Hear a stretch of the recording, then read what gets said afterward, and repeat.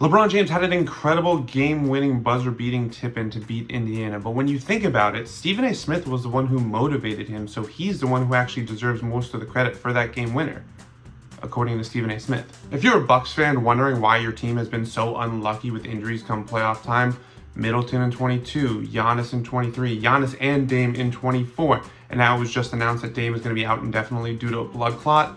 Just remember all the prayers you made to the basketball gods in the 21 playoffs. The Celtics blew out the Suns by 30 without Jason Tatum, who was sitting out the game due to an ankle injury. Wow, maybe if he played, they would have won by 10. You see this? 2 years ago, this would have knocked OG out for months. Now the dude is probably licking himself up like a dog and going back to making your favorite player's life hell on offense. Heat fans are ecstatic that they beat Jimmy Butler in his return to Miami, telling him to take that L back to the Bay. And he will.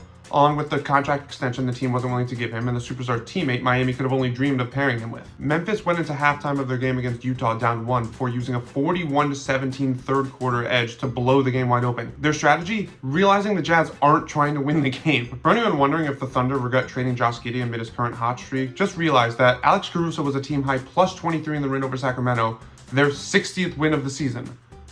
I think they feel just fine about it. Marcus Smart hit his 1,000th career three-pointer on Monday, which he hopes is the last three-pointer he'll ever hit in a Wizards uniform. Dwight Howard was inducted into the Orlando Magic's Hall of Fame on Monday. The ceremony was delayed, however, after the arena's entire security detail was needed to kick Shaq out for protesting. Anthony Davis returned to the court after missing the last 6 weeks due to injury, which is what happens after Nico Harrison slides you $1 million under the table to help save his reputation. Devin Booker hit the game-winning jumper to beat the Bucks, which actually helped him get over the 2021 finals more than you'd think. A win over Denver was Chicago's 8th in their last 10 games, which is all the front office needs to lock in the score for the next 5 years, no changes necessary. There's a lot of things you could say upon seeing Jason Tatum leave Boston's win over Sacramento after spraining his ankle.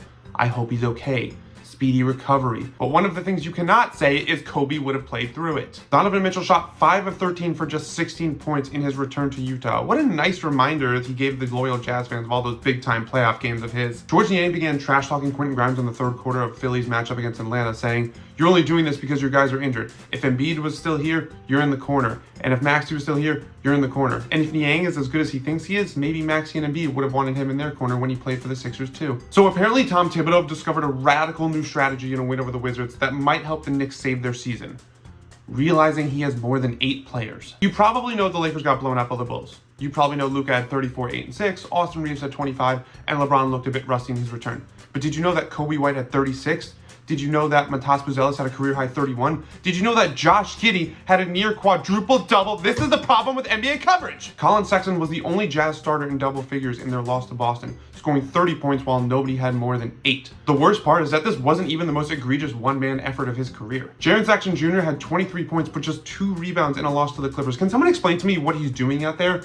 Like, this dude's gotta lead the league in box outs and is just the most unselfish teammate ever, right? Just letting his teammates get the rebound. That's the only explanation there is, right? Bronny James scored a career-high 17 points against the Bucks, ensuring ESPN doesn't have to talk about March Madness at least through the weekend.